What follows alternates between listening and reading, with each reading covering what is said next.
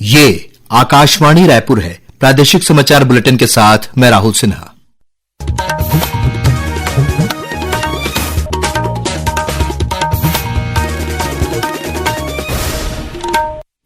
और अब पेश आज के मुख्य समाचार। नवा रायपुर में कल से शुरू होगा 3 दिवसीय अखिल भारतीय पुलिस महानिदेशक महानिरीक्षक सम्मेलन। प्रधानमंत्री नरेंद्र मोदी और केंद्रीय गृह मंत्री अमित शाह भी होंगे शामिल।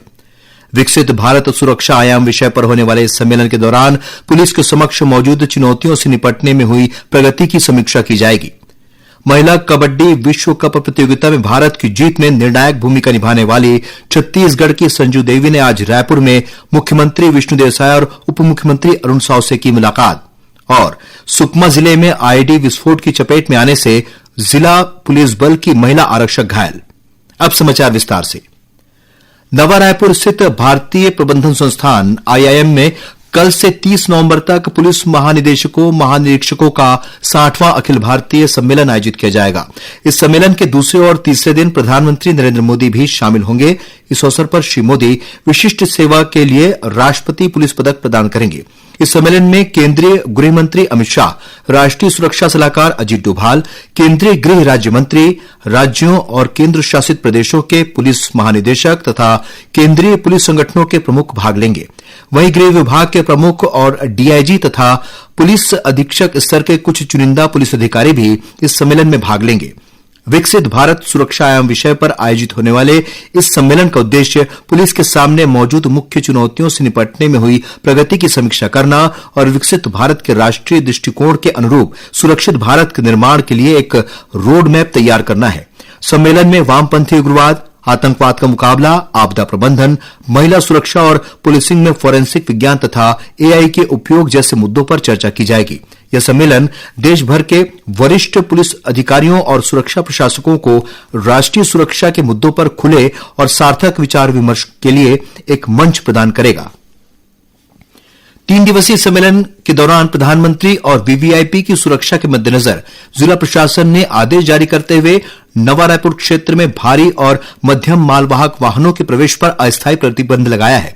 कलेक्टर द्वारा जारी आदेश के अनुसार 28 से 30 नवंबर तक प्रतिदिन सुबह 5 बजे से रात 12 बजे तक नवा रायपुर क्षेत्र के सभी मार्गों पर भारी तथा मध्यम मालवाहक वाहनों का आवागमन पूरी तरह प्रतिबंधित रहेगा।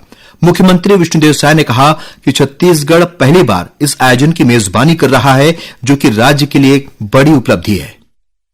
छत्तीसगढ़ का सौभाग्य है कि डीजीपी कॉन्फ्रेंस हर साल अलग अलग प्रदेशों में होता है और इस साल हमारे छत्तीसगढ़ में हो रहा है, जिसमें माननीय हमारे देश के यशस्वी प्रधानमंत्री श्री नरेंद्र मोदी जी और हमारे देश के आदरणीय गृह मंत्री श्री अमित शाह जी यहाँ पर रहने वाले हैं और देश भर के डीजीपी और जो केंद्रीय सुरक्षा बल के हेड हैं वो सब यहाँ पर आने वाले हैं। उप मुख्यमंत्री और खेल तथा युवा कल्याण मंत्री अरुण साव ने आज राज्य युवा आयोग की वेबसाइट को लॉन्च किया। इस मौके पर उन्होंने कहा कि इस वेबसाइट से युवाओं को युवा आयोग के कार्यों और रोजगार से जुड़ी महत्वपूर्ण जानकारियां प्राप्त होंगी। इस मौके पर राज्य युवा आयोग के अध्यक्ष विश्वविजय सिंह तोमर ने कहा कि इस वेबसाइट के लॉन्च होने से युवाओं से जुड़ने का अवसर प्राप्त होगा, साथ ही युवा इस वेबसाइट पर अपने सुझाव भी दे सकेंगे। छत्तीसगढ़ राज्य युवा आयोग की वेबसाइट आज लॉन्च हुआ है। वेबसाइट के लॉन्च होने से हम डायरेक्ट युवाओं तक पहुंचते हैं। युवाओं के सुझाव इसमें डायरेक्ट आ जाएंगे। एक तरह से शासन, प्रशासन और युवा आयोग छत्तीसगढ़ के युवाओं के साथ पारदर्शिता के साथ और डायरेक्ट जुड़ने का यह प्रयास है। आने वाले समय में नियुक्तियां हैं, शासन की योजनाएं हैं, इस वेबसाइट के माध्यम से उनको जानकारी मिलेगी। बांग्लादेश के ढाका में 17 से 24 नवंबर तक आयोजित महिला कबड्डी विश्व कप प्रतियोगिता में भारतीय टीम में शामिल छत्तीसगढ़ के कोरबा जिले की संजू देवी को मोस्ट वैल्यूएबल प्लेयर का खिताब प्राप्त हुआ है। फाइनल मुकाबले में भारतीय टीम को कुल 35 अंक प्राप्त हुए, जिनमें से 16 अंक के अकेले संजू देवी ने दिलाए।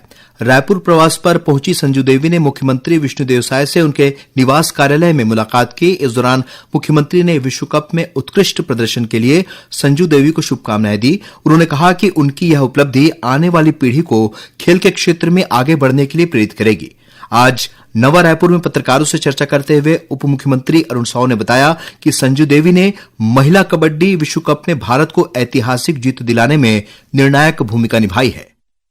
खेलो इंडिया के एक्सीलेंस सेंटर बहतराई में 2023 से प्रशिक्षण संजू देवी ने ढाका में आयोजित वर्ल्ड कप में भारत को जिताने का काम किया, भारतीय टीम को जिताने का काम किया और अपनी मजबूत खेल से most valuable player of the tournament बनी।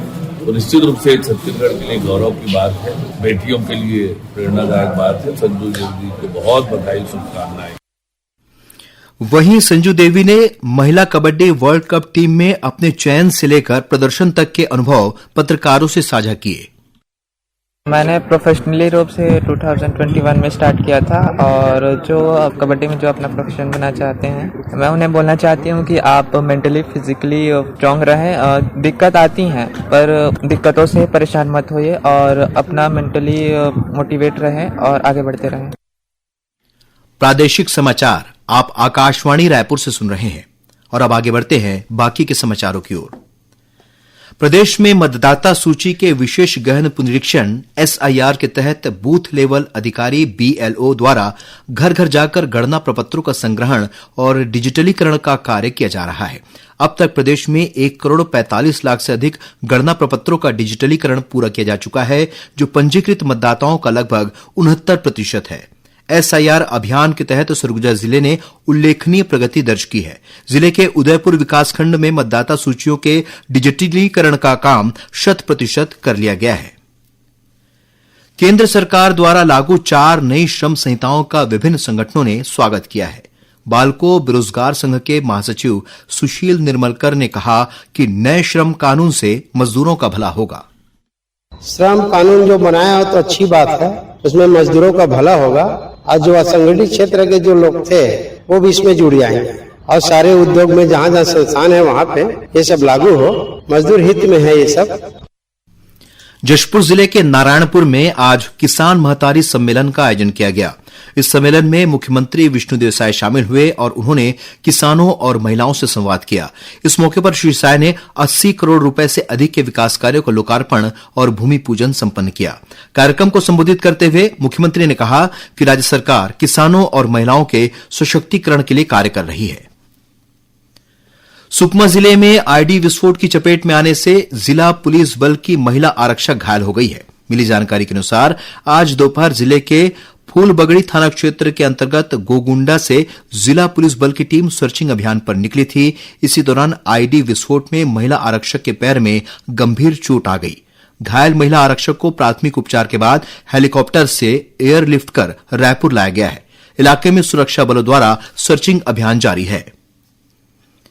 रायपुर रेल मंडल में स्वच्छता और कचरा प्रबंधन पर विशेष स्वच्छता अभियान चलाया जा रहा है। इस अभियान के तहत मंडल के सभी प्रमुख स्टेशनों से गुजरने वाली गाड़ियों में तैनात ओबीएचएस स्टाफ और पेंट्री कार कर्मचारियों को स्वास्थ्य निरीक्षकों द्वारा गार्बेज डिस्पोजल मैनेजमेंट के संबंध में प्रशिक्षण दिया जा रहा है। वहीं कर्मचारियों को नियमित और सुरक्षित कचरा निपटान के लिए भी प्रेरित किया जा रहा है।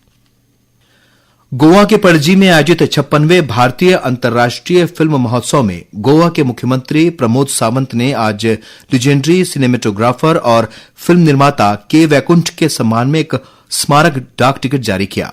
समारोह को संबोधित करते हुए श्री सावंत ने कहा कि के वैकुंठ ने भारतीय सिनेमा पर अमिट छाप छोड़ी है। इस अवसर पर श्री वैकुंठ की वर्ष 1977 की डॉक्यूमेंट्री गोवा मार्चेस ऑन का प्रदर्शन किया गया। 20 से 24 नवंबर के बीच देहरादून में आयोजित Akhil Bharatiya railway power lifting प्रतियोगिता में दक्षिण पूर्व मध्य रेलवे खेल संघ की महिला टीम रनर अप रही।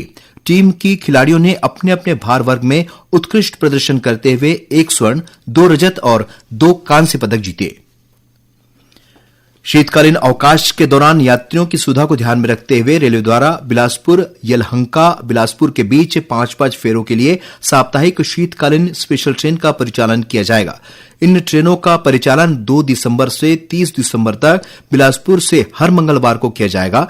वहीं 3 दिसंबर से 31 दिसंबर तक यह ट्रेन यलहंका से हर बुधवार को चलेगी। इस गाड़ी का ठहराव दक्षिण पूर्व मध्य रेलवे के बिलासपुर, भाटापारा, रायपुर, दुर्ग, राजनांदगांव, डोंगरगढ़ और गोंदिया स्टेशनों में दिया जाएगा। और अब कुछ समाचार संक्षेप में। खैरागढ़ छुईखदान गंडई जिले के नया करेला गांव में दूषित पानी पीने से एक व्यक्ति की मौत हो गई है। वहीं लगभग 50 ग्रामीण बीमार बताए जा रहे हैं। स्वास्थ्य विभाग की टीम द्वारा गांव में स्वास्थ्य शिविर लगाकर ग्रामीणों की जांच की जा रही है। और मोहला मानपुर जिले के मानपुर ब्लॉक में नेशनल हाईवे 930 पर बीती रात एक सड़क दुर्घटना में 3 लोगों की मौत हो गई। अंत में मुख्य समाचार एक बार फिर। नवा रायपुर में कल से शुरू होगा 3 दिवसीय अखिल भारतीय पुलिस महानिदेशक महानिरीक्षक सम्मेलन। प्रधानमंत्री नरेंद्र मोदी और केंद्रीय गृह मंत्री अमित शाह भी होंगे शामिल। विकसित भारत और सुरक्षा आयाम विषय पर होने वाले इस सम्मेलन के दौरान पुलिस के समक्ष मौजूद चुनौतियों से निपटने में हुई प्रगति की समीक्षा की जाएगी। महिला कबड्डी विश्व कप प्रतियोगिता में भारत की जीत में निर्णायक भूमिका निभाने वाली छत्तीसगढ़ की संजू देवी ने आज रायपुर में मुख्यमंत्री विष्णुदेव साय और उप मुख्यमंत्री अरुण साव से की मुलाकात। और सुकमा जिले में आईडी विस्फोट की चपेट में आने से जिला पुलिस बल की महिला आरक्षक घायल। इसी के साथ प्रादेशिक समाचार बुलेटिन समाप्त हुआ। नमस्कार।